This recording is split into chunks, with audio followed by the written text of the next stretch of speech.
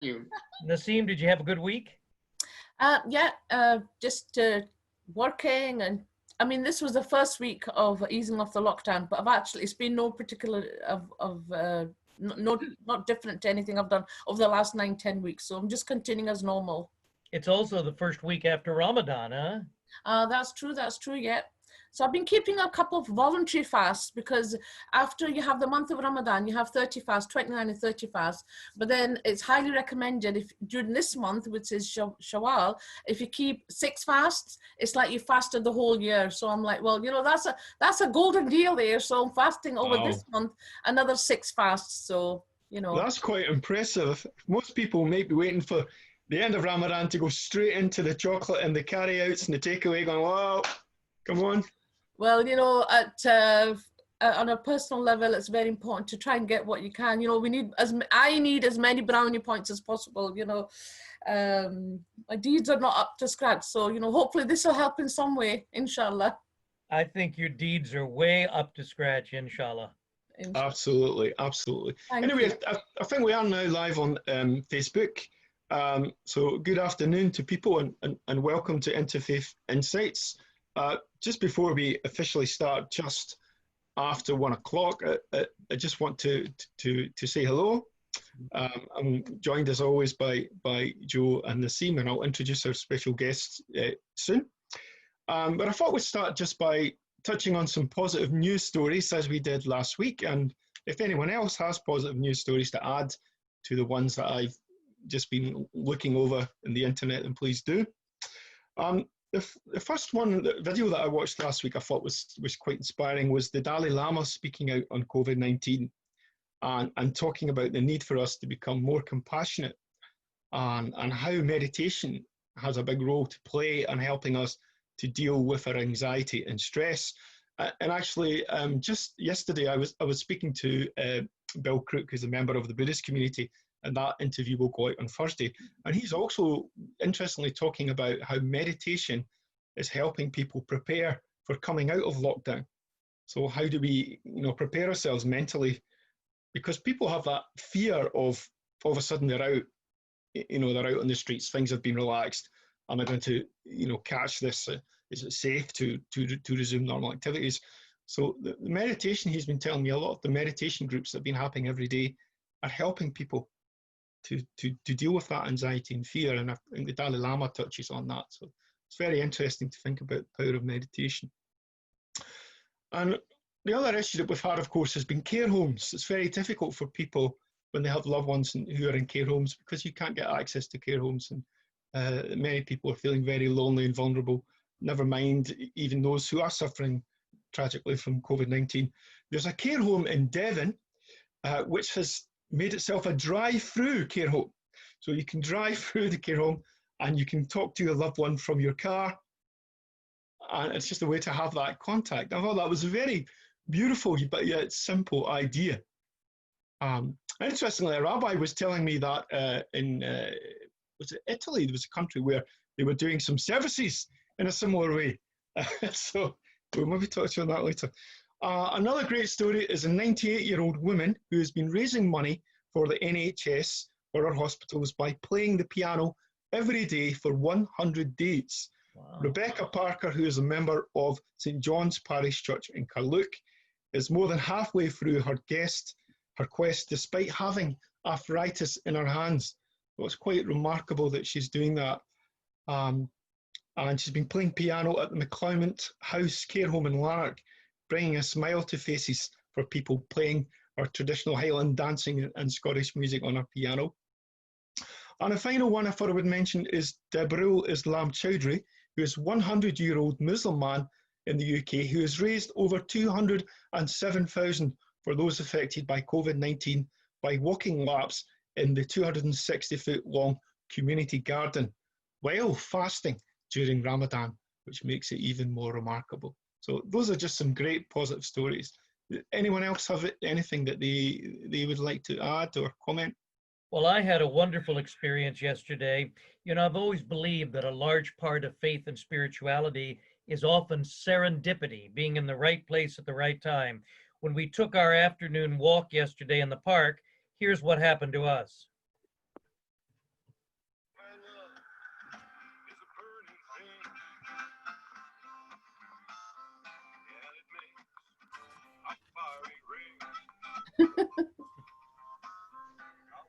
So we met as two musicians, and the troubadours serenaded us.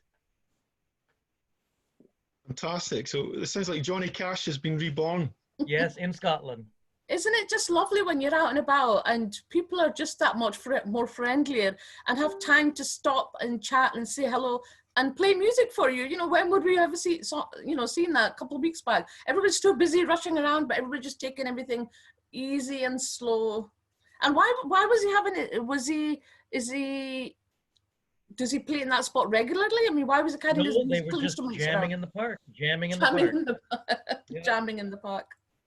Wonderful. So let us just start and welcome everybody who has just joined us. So for those of you who have just joined us just now, good afternoon and welcome to Interfaith Insights, which is an online live show which examines how faith motivates people to do great things. And the hosts from the different faith perspectives explore how interfaith community can live on despite lockdown. And we have interviews with amazing founders from NGOs, musicians, human rights advocates, religious leaders, local volunteers, first responders, and we also release extended videos on Spotlight on Faith, which are released on a Thursday. So please remember to go onto the Edinburgh Interfaith Facebook page or follow us on IFA at Eden Interfaith, or go onto our YouTube channel where you can watch more of these fantastic interviews. Now, today's theme is on suffering, hope, and parents, as we've just celebrated Global Day of Parents. And we are joined today by some very special guests, Rabbi Vickie Fuchs and his wife, Vickie, joining us all the way from, is it Florida? Yes. Amazing, amazing. And actually, it feels like we're in Florida and Scotland today. The sunshine is very beautiful, remarkably. And Stephen and Vickie are children of Holocaust victims and survivors who will talk about their Holocaust education work in Germany. And I read a very inspiring quote written about Stephen just this morning, saying that I can think of no other theologian who has done more to foster peace and understanding unless it would be the Dalai Lama. So that is quite an allocate, and looking forward to hearing from you soon. And Nassim is joined by a very special guest, Dr Sharandeep Singh, who will be telling us about the wonderful work of the Sikh Foodbank, who to date have been bringing free food parcels to around 300 people, probably much more than that since we've been talking, around Glasgow, Edinburgh, Aberdeen and Dundee. So really fantastic, all part of that response, helping people during COVID-19. And Nassim also has a special video on the work of Khalid Raza from Wheels to Heal, wonderful organisation who are providing Zimmer frames to help people during this time who are recycling and fixing them. So that just leads me to welcome our special guests. And as always, we begin with Nassim, who I think has a video for us, as well as welcoming a very special guest. Thanks very much, Ian.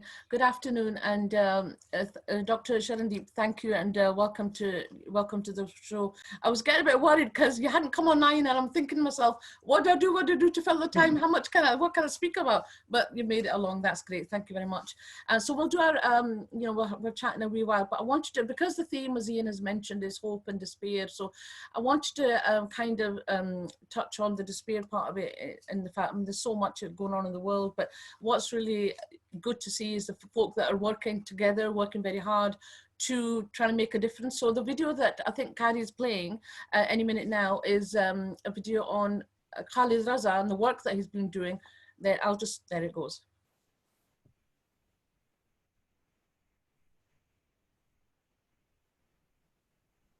Mobility items, disability aids, why throw them away? Why put them into landfill when we can reuse them elsewhere?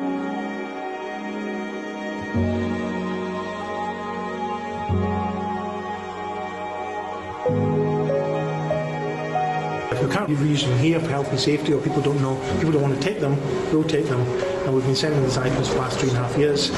They are life-changing beyond imagination. You know, it's somebody's dream. Some people don't know what a wheelchair is, and they're literally living their entire life on a daybed or even on the floor.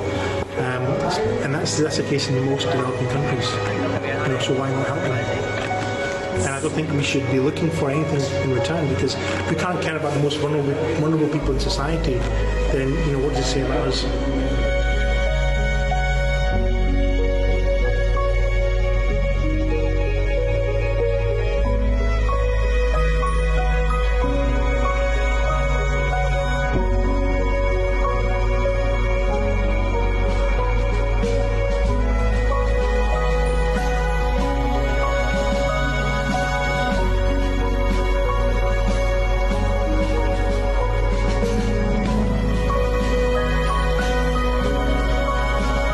If you want to give a gift to someone, why not give the gift of humility?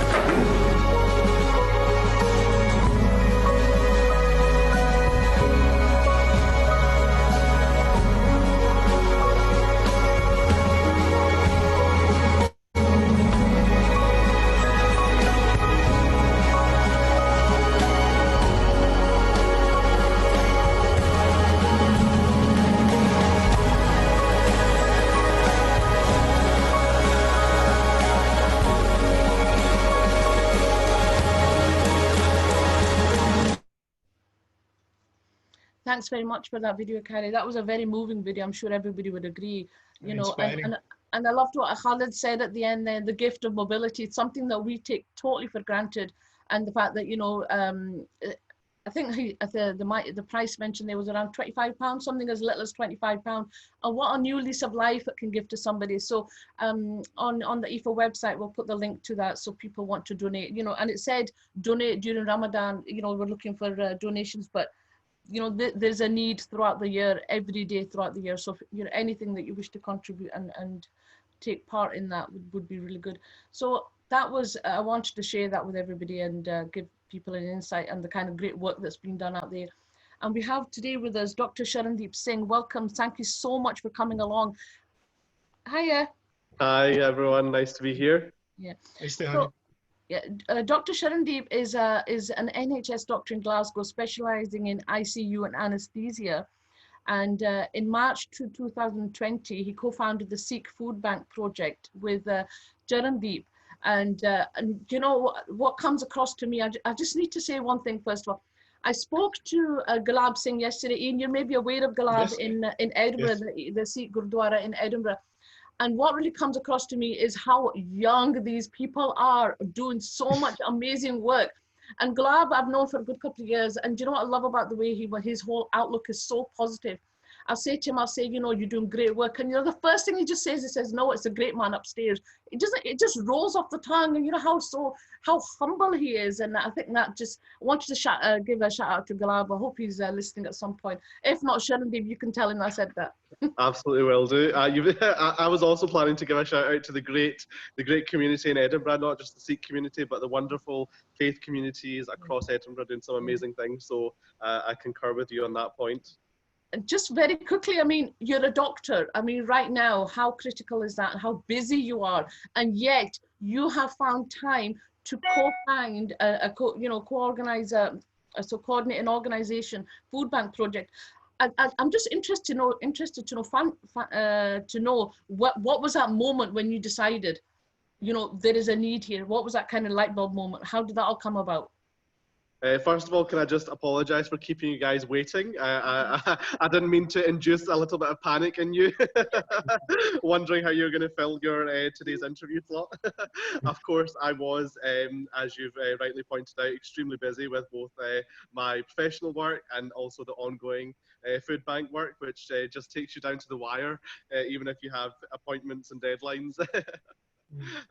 So on your question there about the founding of the food bank, this was something that really became apparent to us very early on.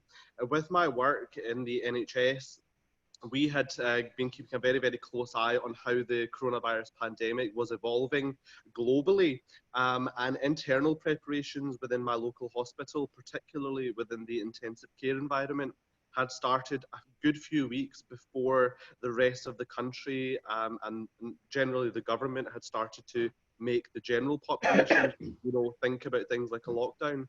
So with this kind of internal insight, I had this, you know, early insight into the fact that this was going to be a major population-wide pandemic, and it was going to cause a lot of knock-on effects. Once we had kind of given, mid to late March was when I think the Scottish and UK governments had started to, make real plans about lockdowns and social distancing, etc. And it was actually just maybe as many great ideas are, came about on one Saturday afternoon on a day off with me and my brother sitting in our dining room sofas.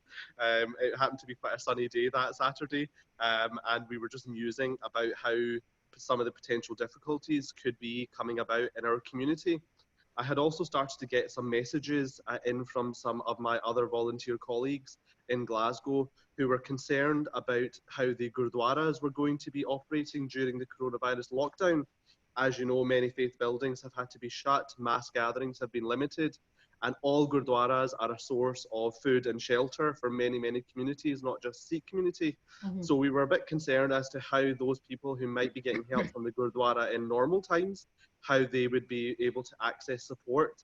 And it was then that we decided to kind of come up with a new model, this idea of the food bank, the Sikh Foodbank, which would be run and operated by members not just of the Sikh community, but all members of the community. And it would serve all members of the community as well, regardless of faith or background. And we knew that access to shops was going to be difficult. We knew that people like elderly people, people with multiple health conditions, they would not be allowed to leave the house. So they would need the groceries and essential items delivered to them. And so it was, trying to be inspired by our existing values and how we already helped people before the coronavirus situation, but really trying to adapt that model and so that we could deliver to people in the situation that's ongoing just now. Wow, thank you so much. You're such a good speaker. Really, really confident. And I can see the passion coming through. Just a very quick question. Is Sharandeep your brother?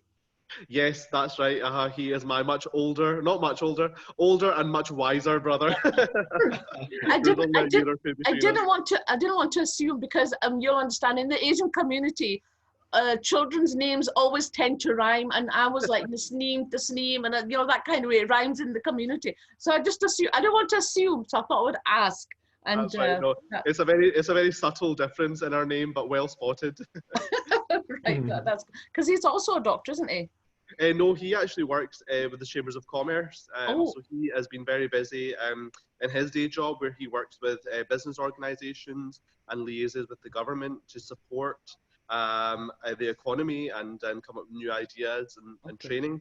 And he's been very, very busy. As you know, there's been not just a health pandemic, but there's also been an economic crisis going on as well. So we're both busy, but we really have been not just inspired by our own personal Sikh values, but we've been inspired by the many, many messages we've received from individual people who want to donate, individual people who want to volunteer. Not everyone has the skills to set something like an operation or an organization up. We feel that that's where our expertise and our skill has developed over the past few years, that we can, set up an organization and we can provide a space for volunteers to come and utilize their energy. Sometimes you find in the charitable sector, there's a lot more people who want to help, but sometimes there's not really the capacity to utilize all that, human resource or financial resource. And so we found that over time, we've kind of had this ability to just be able to organize things logistically and to provide a space for people to come in and give up their time to help others. Can I just ask, I mean, obviously, this is your brain, your project that you've set up and relies totally on volunteers. So on a day-to-day, what actually happens? Do you go to Tesco's, you get the food? I mean, how does that all work out, and what kind of impact does that have on the communities? And I know that your faith drives you, because you mentioned that earlier on, that it's a faith, that's what's inside, that's a spirit, and that's your work is a manifestation of that. Yes, absolutely right. And particularly, we've always been inspired. We're fairly young, we're in our 20s ourselves, but generally our peers who often in society aren't always valued, their contribution, young people's contribution aren't always valued at large.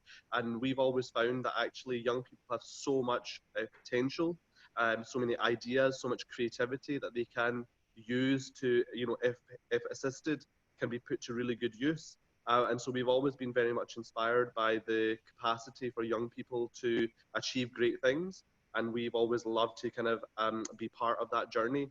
So on a day-to-day basis, what we're doing is we've got a very big team. We've got about 30 to 40 volunteers who throughout the week are contributing in different ways. It really is, from the beginnings when we came up with the idea of the Sikh Food Bank, we knew that this was going to be mainly a logistical challenge, being able to, procure the items that were needed, be able to raise the donations and funds, be able to, have the volunteers coming into the centre to pack things, then being able to find the people that need help as well, in a way that they can engage with our service, whether it's over the phone, whether it's through email, whether it's through social media, making sure that we had all of those platforms available for people to contact us for help. And so that was what we kind of early on knew, that we had to get all the elements right. Particularly in this day and age where we also have the extra health and safety, the social distancing rules, maintaining all of that as well. And so when we are on a week-to-week basis, we have different teams who go out to different shops and cash and carries to procure all of the groceries and items that are needed for that week. We have this rolling spreadsheet which is maintained, so we know exactly how much inventory we have on a day-to-day basis, so we know what's going in and what's going out. We kind of, took some inspiration from the likes of the big Amazon warehouses and things, who have managed to really, really refine their logistics. We took some inspiration from them using the technology to make sure that we didn't have too much of one thing and not enough of another. Yeah, okay. Our main operations, sorry, on you go. I was just going to say, Anna, and I know you're a very busy guy, it's going to get away from here and go on to your work at the hospital. And just one last question I'd love to ask is, thinking about maybe one or two case studies, how, if you could maybe give us an example of how that's affected maybe the Uncle G, the Auntie G, somebody who's really benefited. Last question, I promise, and I know you're very, very busy, so I appreciate. No problem at all. No problem at all. So yeah, a couple of case studies. I mean, there's been so many inspiring stories that we've heard from the people that have needed our help. Even though we've been involved in the community service for many, many years, through this volunteering, our eyes have been opened to the level of background poverty that did exist even before the coronavirus pandemic. There were many, many people who were really struggling, living week to week, not knowing, if they'd have enough, food to feed their families, not knowing if they'd have enough money to feed their bills. And so it's really opened our eyes to how society at large has maybe ignored so much of that population. We early on when we launched our service, we kind of we had put a lot of information online through the social media, and we got one referral in from a local MSP who had received a call from one of our constituents, and they emailed us because they knew that we had started and were able to provide help. And the story was this elderly Chinese lady. She was in her 60s or 70s. Had lived here for many, many years, had retired, and her husband had recently passed away. And unfortunately, the email that we got from the MSP had said that this lady needed help with a food parcel. And so we provided her with a food parcel, and we tried to provide some, appropriate kind of groceries, some Chinese ingredients and things that she might enjoy cooking with. And we got a message back from them to say that she was so, so grateful, and that before that we had delivered her food parcel for about a week, she had been just eating tea and had been having lettuce soup, had just been boiling lettuce and having that as her main meals.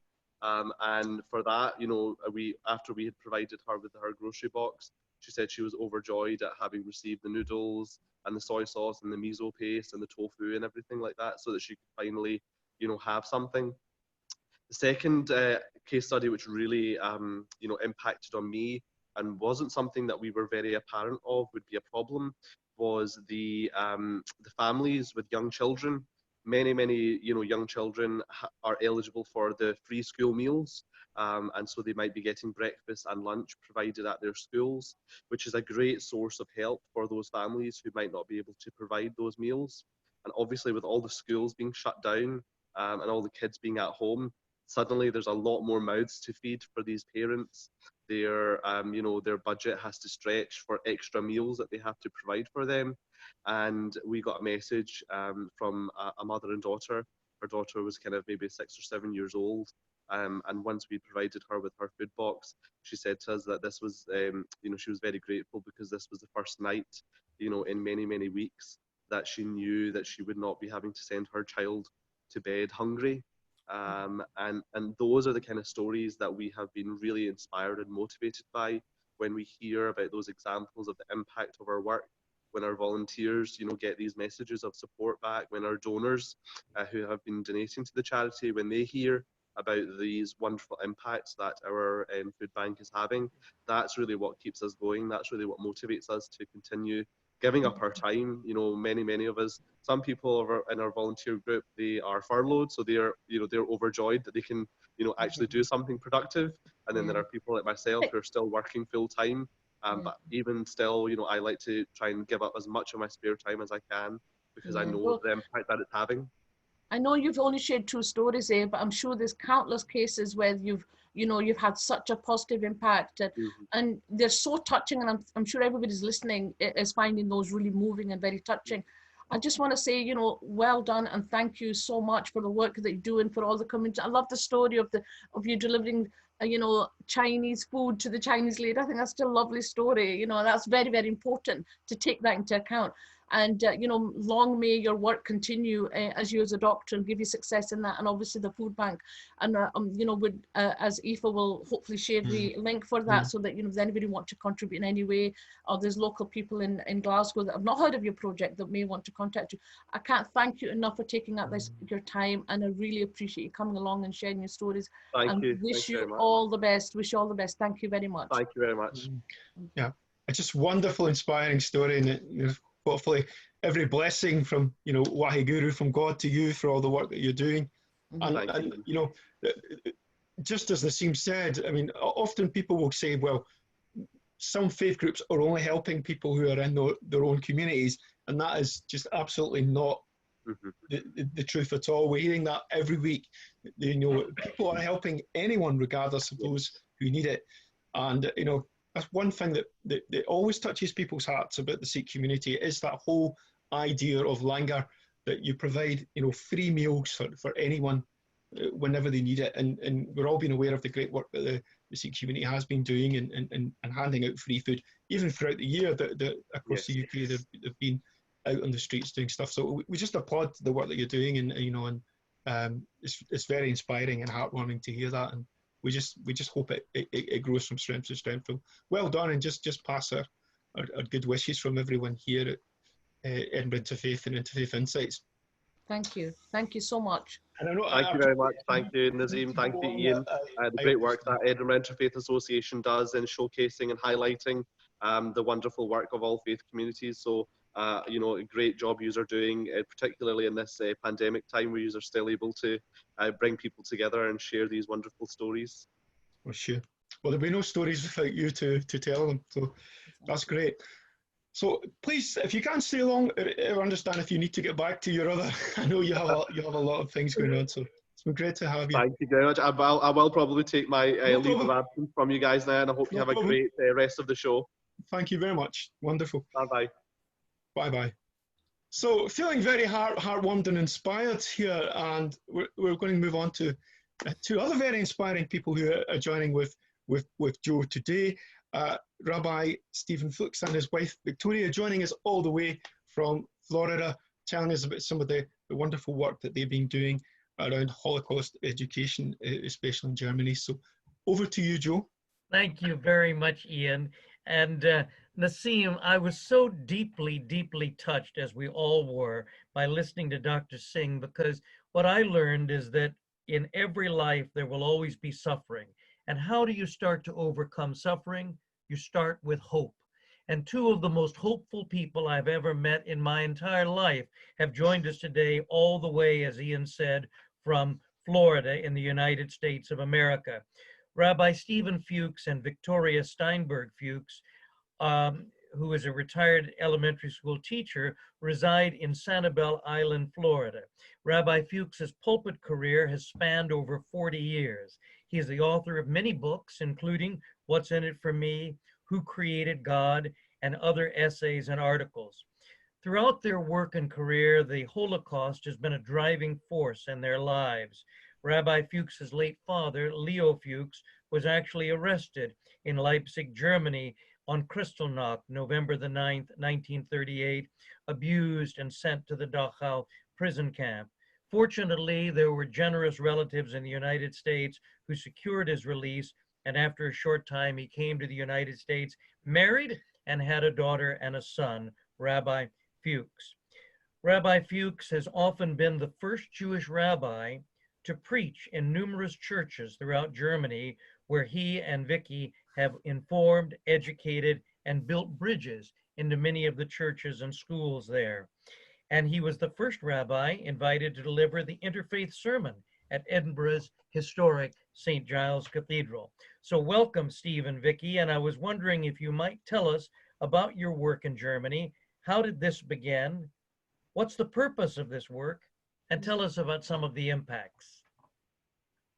Thank you very much, Professor Goldblatt. And Vickie and I are just sitting here with, figuratively, hopefully, mouths agape at the inspiring stories of the things that are being done to make such an important difference in this world, motivated by faith traditions.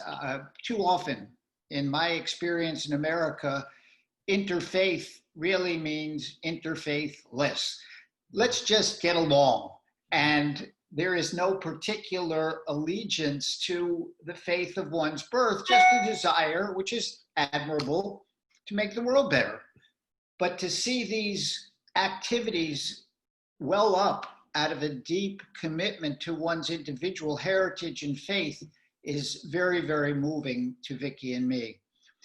In Germany, while we were serving, it began, I guess, while we were serving in Milan, Italy, a German pastor, Ursula Sieg, had been in Hartford, Connecticut, where we used to live, on a sabbatical. And she would come, because of her interest in Judaism, to Torah study at our synagogue. And that's where we met. And we invited her to visit us when we were in Milan, and she came over and got the idea, after talking with Vickie and me, that we should come to Germany. And she developed this wonderful idea for an exhibit about Vickie's mom, which I think I would like her to tell us about. So Ursula's job at the time was the liaison between the Lutheran Church and education. There is no separation of church and state there.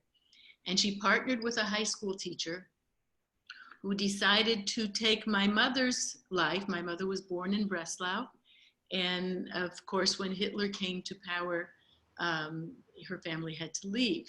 Her father, who was a doctor, got a letter saying, "You are Jewish, therefore you can no longer be a doctor in Germany." And even though he and his father had both been doctors during World War I for the German army, none of that mattered for him or any of the other Jewish people. And so they went to Spain, and they were there for 6 months. And I asked the students, does anybody know what happened in Spain in 1936? And some of them actually know that there was a civil war, at which time my mother had to leave Spain. And then she was working, sent to an orphanage in Switzerland. And so they learned about my mother's, I guess you could call them adventures, but she was also called the Steffi who doesn't talk. When she got to Switzerland, she was so shell-shocked, she couldn't talk at first. And she just told me something 2 weeks ago that she hadn't told me before, which was when she was quite young and the marches started in Breslau, she was so frightened that her parents sent her to the countryside to get away from all the marches because she was absolutely terrified. And we talk about her life and how she coped and what she did. She was an artist. We talk about her jobs in the orphanage. She had to wash, and she had, you know how you scrub like this? Well, she didn't know what the white stuff was on her fingers, and found out that because of all the scrubbing, her fingers were infected. She also had to iron. She sewed the blackout curtains for the whole school. She painted a backdrop for a school play there. And then somebody saw her and said, this child doesn't need to be in this orphanage, she needs to be in an art school. So they sent her to an art school for a year. I'm not sure how much you want me to talk about my mom, but I actually begin by talking about her early schooling and compare it to the children's schooling. And it's very much the same because it's very different than American schooling. And I try to talk about things that the high school students can identify with. And I'm what's their reaction, Vickie? That's so inspiring. What's the reaction of the high school students when you share your mother's story? I'm so impressed by their reactions. You can see their hearts in their eyes. You can see that they know that their probably great-grandparents were among the perpetrators, but they don't know what they did, because when they came back from the war, they weren't going to tell their families, oh, I killed this many Jews or I killed this many gypsies. They just didn't talk about it. So these children, as well as their parents, really don't know what these people did. One of the most moving was last year. There was a young man with beautiful rosy cheeks, about 6'6". I had to look way up to see him. Afterwards, when he came out, and we shake hands with every child. So he came out and he looked down at me and he said, Mrs. Fuchs, I have to apologize to you. I said, well, hi. And I had told them a story about the SS and something with my mother. And he looked down at me and he said, Mrs. Fuchs, my grandfather was SS. And I looked up at him and I said, you didn't do anything. You don't need to apologize. We are not here to make you feel blame. Wow. We are here. We know you can't change what happened. It happened, it's over. We are here because you are the future. And while you can't change the past, you can, if you see bullying going on, you can say it's wrong, stop. If they're bullying somebody because they're Jewish or bullying somebody because they're Muslim, or you see something going on that's wrong, be an agent for change. When you were talking earlier about something good, all I could think of was the reports I have seen of the policemen in cities other than Minneapolis taking a knee with the protesters, saying, we as policemen think what happened to this man was wrong. We want to change the system somehow. And they, in city after city after city, one of which was Hartford, Connecticut, in the middle of a highway, the police held hands with the protesters and took a knee. And to me, that is also something spiritual. And this is the kind of thing we want to promote. You see something wrong, you want to do something to change it and help. Well, you've done it so well in Germany. And Stephen, you've told a story about your father when he was arrested in Leipzig, and how you returned to Germany and you stood, I think, by the river where he was actually arrested. And I wonder, how do you find in your heart forgiveness and the ability then to go into the schools, as Vickie has described, and to build these bridges? Tell me about your personal feeling. Well, Professor Goldblatt, I guess I have to compare and contrast the scene you described in 2014, excuse me, with my first attempt to visit Leipzig back in 1982. At that time, I was turned away at the East German border when I told the guard at this crossing that I was a rabbi and I wanted to visit Leipzig to see where my father grew up and all of these things. And he dismissed me and said, you must go to Berlin and ask for a visa. And if they give it to you there, you can go. If not, well, that was a 5-hour train ride in the opposite direction. So when I got to Berlin in 1982, I reinvented myself as an art teacher who wanted to visit Leipzig's famous art museums. And with no problem at all, I got the visa. And I found, after some difficulty, a small Jewish communal office. And with the head of the office, I asked, how many Jews live in Leipzig today? He said, 67. I said, oh, how many were here at the height of the Jewish population? In 1935, he answered, there were 18,000 Jews in Leipzig. How many were killed in the Holocaust? 14,000. And it was a shock. And indelibly etched into my mind. But when I compare and contrast that experience to 2014, when we were welcomed as guests at the city to speak not only at the zoo, but also at a public ceremony at the site where the once great synagogue of Leipzig had stood, but was burned to the ground on Kristallnacht.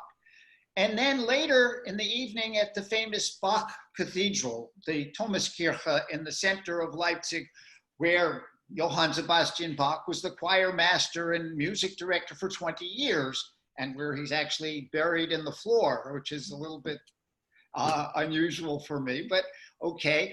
So to compare and contrast this welcome and to observe in the interim how much Germany has done in trying to atone for this horror has been so inspiring that when we got this offer to come to Germany from Pastor Zieg, I was eager to be able to do our little part in promoting reconciliation and to be able to say, as Vickie indicated, you cannot undo the past, but the future is ours, all of ours to shape. So let's make it the best future we can for our children, our grandchildren, and generations to follow.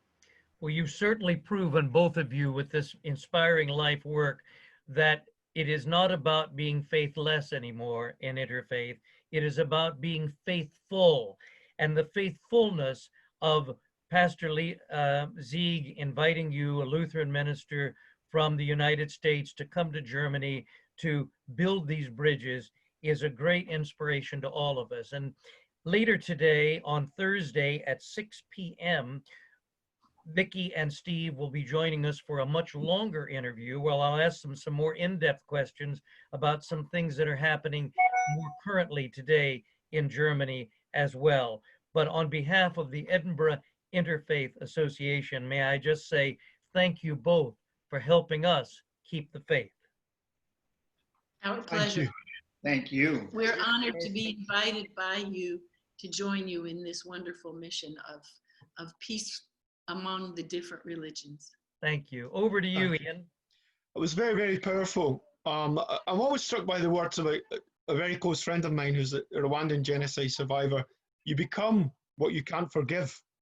And you know, it's always lived with me. You know, forgiveness also is for ourselves. And it's so important that we have that ability to move on. And I really look forward to watching that interview on Thursday and hearing more about the inspirational work that Can I you're just doing. add something? That was such a very inspiring, very touching stories that I heard. But one thing that I took from what Vickie said about being an agent for change, I think that's what's very positive for me and really should be for everybody. You know, no matter where you are, who you are, you know, you're on a bus, you're in the park, you're in the school, everybody has the capability to be an agent for change, and I think that's something that everybody needs to take on board. I mean, you know, it's the future, and we need to concentrate on the future and be an agent for change, a positive change, wherever we are. I was just going to ask, I mean, what people's reflections were on today, and I think agent for change is something that's going to stick within me. And we touched on the events in America as well as what you talked about. And it's important that we are all agents for change, that we all speak out against, you know, racism and injustice. That's where it starts.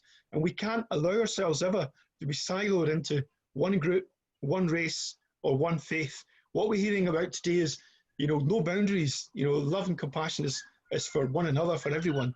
It has no boundaries, and that we all have to be that agent for change. That will stick with me today. Joe, do you have anything, reflections that you would like to add from today's show?